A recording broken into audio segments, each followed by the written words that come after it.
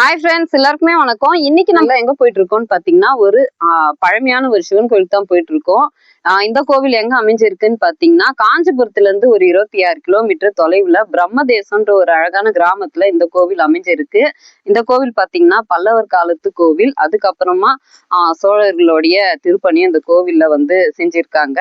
இந்த கோவிலோட சிறப்பு என்னன்னு பாத்தீங்கன்னா அதாவது பாத்தீங்கன்னா ராஜராஜ சோழன், அதாவது தஞ்சை பெரிய கோவில் கட்டின ராஜராஜ சோழனோட மகனான ராஜேந்திர சோழன் கடைசி காலத்தை இந்த இடத்துலதான் கழிச்சதா சொல்லப்படுது. இந்த கோவிலே பாத்தீங்கன்னா அவருடைய நினைவு சின்னமாவும் சொல்லப்படுது.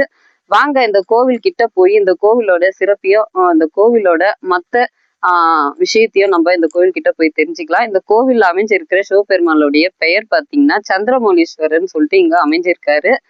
இந்த கோவில் ஃபுல்லாவே பாத்தீங்கன்னா கல்வெட்டுகள் நிறைஞ்சிருக்கா. வாங்க நம்ம கோவில் கிட்ட போய் கோவிலோட அழகிய ரசிக்கலாம். வாங்க வீடியோக்குள்ள போலாம்.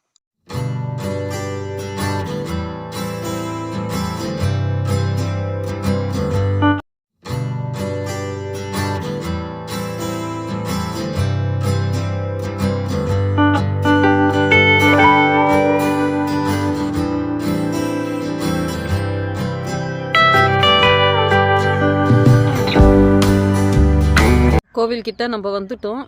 அங்கே தெரியுது பாருங்க, அதுதான் கோவில்.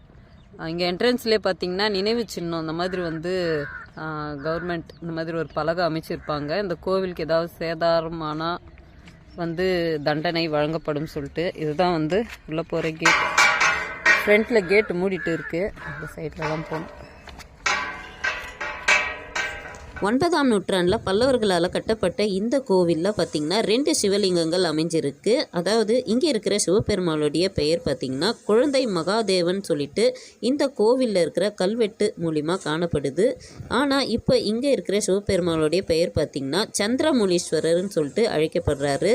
முன்காலத்தில் இந்த கோவில் மிக பிரம்மாண்டமாக இருந்திருக்கும். ஆனால் ஏதோ ஒரு காரணத்தால் சேதமடைந்து இப்போ இருக்கிறது பார்த்திங்கன்னா கருவறையும் அர்த்த மண்டபமும் மகா மண்டபமும். முன்னாடி பார்த்திங்கன்னா ஒரு சிறிய கோபுர வாசல் தான் இந்த கோவிலில் மிஞ்சிருக்கு. திருவண்ணாமலை மாவட்டம் செய்யார் வட்டம் பிரம்மதேசன்ற ஒரு அழகான ஒரு கிராமத்தில் பார்த்திங்கன்னா சோழர்களுடைய அனைத்து மன்னர்களுடைய கல்வெட்டு பதிகங்களும் இந்த ஒரே கோவிலில் அமைஞ்சிருக்கு. அதாவது பார்த்திங்கன்னா 90க்கு மேற்பட்ட கல்வெட்டுக்கள் இந்த கோவிலில் அமைக்கப்பட்டிருக்கு. கோவிலோட என்ட்ரன்ஸில் பார்த்திங்கன்னா ஒரு பெரிய கோபுரம் எதுவும் கிடையாது. ஒரு சிறிய ஒரு மண்டபம் மாதிரி அமைச்சு அதுக்கு மேலே செங்கற்களால் ஒரு சிறிய கோபுரம் மாதிரி அமைக்கப்பட்டிருக்கு. மாபெரும் கங்கை கொண்ட சோழபுரத்தின் அரசன், தோல்வியை கண்டிடாத அரசன், பல தேசங்களுக்கு சென்று வெற்றியை கண்ட அரசன் என்று இந்த மாதிரி பல்வேறு புகழ் கொண்ட கங்கை கொண்ட சோழபுரத்தின் அரசனான ராஜேந்திர சோழனுடைய நினைவு கோவிலாவே இந்த கோவில சொல்லப்படுது. ஆனால் 9ஆம் நூற்றாண்டில் பல்லவர் காலத்தில் கம்பவர்மனால கருவறையும் அர்த்த மண்டபமும் கட்டப்பட்டு இருக்கு. அதுக்கு பிறகு வந்த சோழர்கள் மகா மண்டபத்தையும் கோபுர வாசலையும் கோவிலை சுற்றியும் மற்ற கோவிலோட திருப்பணிகளும் செய்யப்பட்டிருக்காங்க. ஆனால் ஏதோ ஒரு காரணத்தால் இந்த கோவிலோட நிலை பார்த்திங்கன்னா கோவிலை சுற்றியுமே எந்த ஒரு சுவரும் இல்லை. நிறைய தூண்கள் பார்த்திங்கன்னா சேதமாயிருக்கு. இப்போ இருக்கிறது பார்த்திங்கன்னா கருவறையும் அர்த்த மண்டபமும் மகா மண்டபமும் கோபுர நுழைவு வாசல் மட்டுமே இன்னும் கம்பீரமாக காட்சியளிக்குது. புகழ்பெற்ற சோழர்கள் அரசாண்ட காலத்தில் பார்த்திங்கன்னா ஊராக போய் மக்களை நேரடியாக சந்தித்து அவங்களோட குறைகளை தீர்த்து வைப்பாங்களாம். அந்த மாதிரி ஒரு முறை வயதான காலத்தில் ராஜேந்திர சோழன் பார்த்திங்கன்னா தன்னோட மனைவி வீரம்மா தேவியும் மக்களுடைய குறைகளை தீர்க்க இந்த ஊருக்கு வந்திருக்காங்க. அந்த நேரத்தில் ராஜேந்திர சோழனுக்கு உடல்நிலை ரொம்ப சரியில்லாத காரணத்தால் இந்த ஊர்லேயே கொஞ்ச காலமாக தங்கியிருக்காங்க. அந்த நேரத்தில் அவரோட உயிரும் இந்த ஊர்லேயே பிரிஞ்சதாகவும் சொல்லப்படுது. கணவன் இறந்த அந்த சோகத்தில் வீரம்மாதேவியும் பார்த்திங்கன்னா உடன்கட்டை ஏறுறாங்க. அதாவது பார்த்திங்கன்னா அந்த காலத்தில் கணவன் இறந்த பிறகு மனைவியும் உடன்கட்டை ஏறுவாங்கன்னு சொல்லிட்டு ஒரு ஐதீகமாக இருந்தது. அந்த மாதிரி அவங்களும் இறந்து போயிடுறாங்க. அவங்க இறந்த பிறகு அவங்க ஆத்மா தாக சாந்தி அடையணும்னு சொல்லிட்டு அவங்களுடைய சகோதரன் மதுராந்தகன் பரகேசரி வேலன் அவர் பார்த்திங்கன்னா இந்த ஊரில் ஒரு குளம் வெட்டுறாரு. அந்த குளத்துல இருந்து இந்த ஊர் மக்கள் தண்ணி எடுத்து குடிக்கும்போது அவங்க தாகம் தீர்றது போல் தன்னுடைய சகோதரியோட ஆத்மாவோ தாக சாந்தி அடையும்னு சொல்லிட்டு இந்த மாதிரி ஒரு ஐதீகம் செய்கிறாரு. கருவறைக்கு மேலே இருக்கிற விமானம் இதுதான் பார்த்திங்கன்னா பல்லவர்களால் கட்டப்பட்ட சுண்ணாம்பு கற்களாலே கட்டப்பட்ட கோவில்.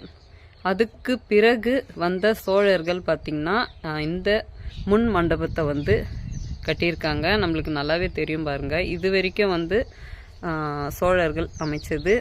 இது வந்து பல்லவர்கள். கருவறையை வந்து பல்லவர்கள் அமைச்சிருக்காங்க. கருவறைக்கு முன்னாடி வந்து இந்த ஒரு மண்டபம் வந்து சோழர்கள். பார்த்திங்கனாவே தெரியும், அவ்வளோ ஃபுல்லாக வந்து கல்வெட்டு பதிவுகள் கோவில் ஃபுல்லாகவே நிறைஞ்சிருக்கு பாருங்கள். மேல் தளத்தில் அப்படியே பூதகணங்கள்.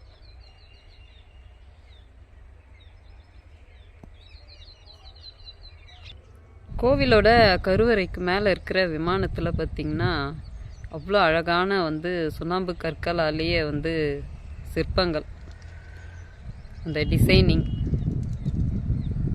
மேலே அப்படியே வந்து விமானம் ரொம்ப சூப்பராக இருக்குது. விமானத்தில் பார்த்திங்கன்னா இங்கே வந்து பைரவர், அதுக்கு அடுத்த சிற்பம் பார்த்திங்கன்னா அந்த கிருஷ்ணருடைய அந்த அரக்கியை வந்து அழிச்ச அந்த காட்சி. விமானத்துக்கு பேக் சைடு அப்படியே பார்த்திங்கன்னா இங்கே வந்து நரசிம்மருடைய சிற்பம்.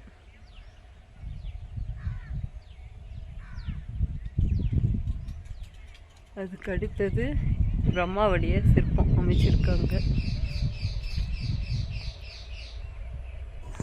பல்லவர்களும் சோழர்களும் கட்டப்பட்ட இந்த கோவில் பார்த்திங்கன்னா ராஜேந்திர சோழனுடைய பள்ளிப்படைன்னு சொல்லப்படுது. ஆனால் இந்த கோவில் பார்த்திங்கன்னா சோழர் காலத்துக்கு முன்னாடியே பல்லவர்களால் கட்டப்பட்ட கோவில். ஆனால் இந்த கோவில் அவருடைய பள்ளிப்படை கிடையாது. அவர் இந்த ஊரில் வந்து கொஞ்ச காலம் வாழ்ந்து இந்த ஊர்லேயே மறைந்ததால் இந்த கோவிலை அவர் நினைவு சின்னமாக சொல்லப்படுது. 9ஆம் நூற்றாண்டில் கட்டப்பட்ட இந்த கோவில் பார்த்திங்கன்னா 70லேருந்து 90க்கு மேற்பட்ட கல்வெட்டு பதிகங்கள் இந்த கோவிலை சுற்றியும் காணப்படுது. வெவ்வேறு அரசர்களுடைய கல்வெட்டு, வெவ்வேறு காலகட்டத்தோடைய கல்வெட்டு பதிகங்கள் இந்த கோவிலில் காணப்படுது. அப்படி யாரது இந்த கல்வெட்டுகள் பொறிக்கப்பட்டு இருக்குன்னு பார்த்திங்கன்னா 90 கல்வெட்டு யாருதுன்னு சரியாக தெரியலனாலும் ஒரு 70 கல்வெட்டு பதிகங்கள் யாருடைய எந்தெந்த மன்னர்களுடைய கல்வெட்டு பதிகங்கள் சொல்லிட்டு இப்போ பார்க்கலாம். முதலாம் பராந்தக சோழனுடைய கல்வெட்டு 15, கன்னடதேவராயனுடைய கல்வெட்டு 1, பார்த்திபேந்திவர்மனுடைய கல்வெட்டு 13, ராஜராஜ சோழனுடைய கல்வெட்டு 9 இருக்குது. ராஜேந்திர சோழனுடைய கல்வெட்டு 13, குலோத்துங்க சோழனுடைய கல்வெட்டு 2, ராஜாதிராஜன் கல்வெட்டு பார்த்திங்கன்னா 11 கல்வெட்டு பதிக்கப்பட்டிருக்கு. 3ஆம் குலோத்துங்க சோழனுடைய கல்வெட்டு 2 இருக்குது. இது கல்லில் மட்டும் செதுக்கப்பட்டது இல்லை, அந்த காலத்தில் நடந்த பல்வேறு விஷயங்கள் பல மன்னர்கள் அவங்களுக்கு தெரிஞ்சதை இந்த காலத்துக்கும் தெரிஞ்சுக்கணும்னு சொல்லிட்டு கல்வெட்டாக பொறிக்கப்பட்டு இருக்காங்க. வடிவில் ஆவுடை,